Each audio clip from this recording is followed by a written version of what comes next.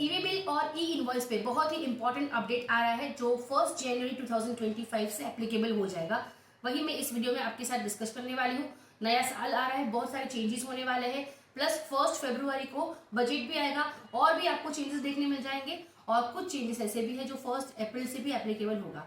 लेकिन e-way bill और ई invoice पे जो अपडेट आया है वो एप्लीकेबल हो रहा है आपको 1 जनवरी 2025 से। अगर वीडियो अच्छी लगे तो लोगों तक शेयर जरूर करें ताकि उनको भी ये पता चले कि क्या अपडेट है ईवे बिल और ई इनवॉइस के लिए और क्या इंपॉर्टेंट स्टेप्स उन्हें लेने चाहिए। और वीडियो को लाइक जरूर कीजिए, लोगों तक शेयर करें और सब्सक्राइब जरूर करें ताकि इससे मोटिवेशन मिलता है हमें। वीडियो देखने में होती है 2-5 मिनट्स की, लेकिन बनाने के पीछे एफर्ट्स देने पड़ते हैं। तो आपका एक लाइक सब्सक्रिप्शन हमें मोटिवेट करता है कि ऐसे ही हेल्पफुल वीडियोस आपके लिए और प्रिपेयर करते जाएं। अगर कुछ क्वेरीज है तो आप कमेंट सेक्शन में पूछ सकते हैं या फिर मेरा टेलीग्राम ग्रुप ज्वाइन कर लीजिए, वहां पे हम क्वेरीज डिस्कस करते रहते हैं। लिंक आपको डिस्क्रिप्शन में मिल जाएगी टेलीग्राम ग्रुप की।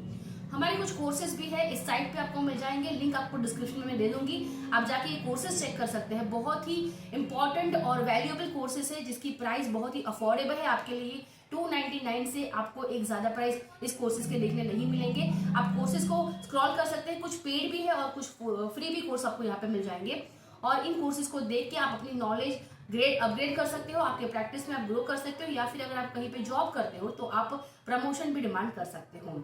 ठीक है, तो एडवाइजरी जो हम डिस्कस करने वाले हैं आज इंपॉर्टेंट ईवे बिल और ई इनवॉइस पे, वो आपके पोर्टल पे ऑलरेडी अवेलेबल कर दी गई है। अगर उसको क्लिक करते हैं तो आप देखते हैं कि यहाँ पे आपको मल्टी फैक्टर ऑथेंटिकेशन देना होता है। कुछ वेबसाइट्स ऐसी होती है जहाँ पे आप अपना लॉगिन करने के लिए ईमेल आईडी पासवर्ड एंटर करते हैं, उसके बाद आपके मोबाइल पे जो रजिस्टर्ड मोबाइल होता है उस पर ओटीपी आता है और वो ओटीपी एंटर करने के बाद ही आप लॉगिन कर सकते हैं।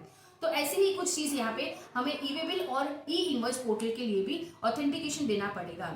तो इसको बोलते हैं मल्टी फैक्टर ऑथेंटिकेशन, जहाँ पे आपका जो रजिस्टर्ड मोबाइल नंबर होगा उसके आपको ओटीपी आएगा और वो लॉगिन करने के लिए आपको उस ओटीपी को एंटर करना पड़ेगा। ठीक है, तो यहाँ पे अब तक तो वैसे भी वो सिचुएशन थे ही, हम ये सारी चीजें फेस करते थे, लेकिन उसके लिए जो टर्नओवर डिसाइडेड था वो 100 करोड़ था। लेकिन अब से 1 जनवरी से इस टर्नओवर को रिड्यूस करके उसको 20 करोड़ कर दिया जाएगा। तो मतलब पहले तो 20 करोड़ से ऊपर अगर आपका टर्नओवर है तो आपको ये मल्टी फैक्टर ऑथेंटिकेशन कंपलसरी हो जाएगा, ओटीपी वाला केस। और दूसरा 1 फरवरी से ये टर्नओवर रिड्यूस करके 5 करोड़ कर दिया जाएगा। तो 1 फरवरी से 5 करोड़ से ऊपर आपका टर्नओवर है तो ये ऑथेंटिकेशन आपके लिए कंपलसरी होने वाला है। और फिर 1 अप्रैल 25 से ये सबके लिए कंपलसरी हो जाएगा। मतलब आपके लिए टर्नओवर देखा नहीं जाएगा। आप ईवे बिल प्रिपेयर करो या फिर ई इनवॉइस प्रिपेयर करो, कुछ भी प्रिपेयर करो, आपको मल्टी फैक्टर ऑथेंटिकेशन कंपलसरी करना है और उसके लिए आपको ये ऑप्शन जरूर सिलेक्ट करना है।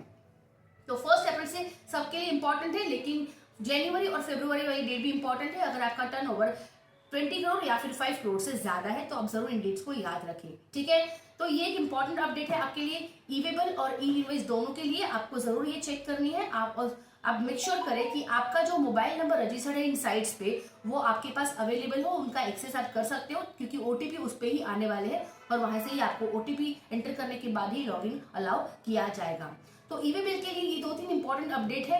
एक तो ये है कि आपको मल्टी फैक्टर ऑथेंटिकेशन करना है। दूसरा ये है कि जो टाइम लिमिट आपको मिलती है ना गुड्स मूव करने के लिए या फिर आपको ईवे बिल एक्सचेंज करने के लिए, वो भी कम कर दी गई है। क्योंकि अगर आपकी गुड्स की वैल्यू 50,000 से ज्यादा है तो आपको ईवे बिल जनरेट करना कंपलसरी है, लेकिन कुछ लोग नहीं करते हैं। और फिर ईयर एंड में जब ऑडिटर आपके बुक्स चेक करते हैं ना तो वो पकड़ते हैं आपको कि आपने इसके ईवे बिल बनाना चाहिए था लेकिन बनाया नहीं है, रिकॉर्ड में नहीं है, तो ये प्रॉब्लम हो सकती है। तो ऐसे केस में लोग अब तक क्या करते थे कि ओल्ड इनवॉइसेस के लिए भी वो ईवे बिल बना लेते थे। ठीक है, मतलब ओल्ड इनवॉइस के लिए आज प्रेजेंट डेट में वो ईवे बिल बना सकते थे, लेकिन अब उस पर रिस्ट्रिक्शंस आ गए हैं। उसके लिए टाइम लिमिट दे दी गई है। यहाँ पे लिखा गया है कि आपको जो ईवे बिल बनाना है तो वो इनवॉइस आपका 180 डेज तक आप बना सकते हैं। 180 डेज से ज्यादा अगर वो ओल्ड होगा इनवॉइस तो आप उसका ईवे बिल बना नहीं सकते। और उसका एग्जांपल भी दिया है कि समझो आपका कोई इनवॉइस 5 जुलाई का है तो फिर आप उसका 1 जनवरी 2025 तक ईवे बिल बना सकते हैं, उसके बाद नहीं बना सकते। सो मेक श्योर करें कि 180 डेज में आप ईवे बिल बना लें। साथ में आपको जो ईवे बिल एक्सटेंशन का भी टाइम लिमिट मिलता था ना उसको भी रिड्यूस करके अब 360 डेज का कर दिया है। ठीक है, तो 360 डेज तक आप उसको एक्सटेंड कर सकते हैं, उससे ज्यादा नहीं। एग्जाम्पल है, अगर 1 जनवरी का कोई आपका इनवॉइस है तो आप उसको 25 दिसंबर 25 तक एक्सटेंड कर सकते हो, उससे ज्यादा नहीं कर सकते। तो ये कुछ 2-3 इंपॉर्टेंट ईवे बिल रिलेटेड आपके लिए अपडेट्स है। और आधार ऑथेंटिकेशन कंपलसरी है। है तो आप जरूर चेक करें कि आप अपनी आधार ऑथेंटिकेशन अभी से अप्लाई कर दें, क्योंकि यहाँ पे ये रिक्वेस्ट भी करी गई है कि tax payers are encourage to activate and start using MFA immediately. ठीक है, याद रखिए आप अभी से इसके साथ यूज टू हो जाओ और अभी से इसको एक्टिवेट कर लीजिए। आपके लिए यूट्यूब चैनल पे मेरी और भी अपडेट्स आपको मिलती रहती है, तो चैनल को सब्सक्राइब कीजिए। आपके लिए मैसेजेस, आपको मेरी हर एक वीडियो पे नोटिफिकेशंस मिलते रहेंगे। क्वेरी के लिए आप मुझे कमेंट में पूछ सकते हैं या फिर मेरा टेलीग्राम ग्रुप ज्वाइन कर सकते हैं। Thank you so much.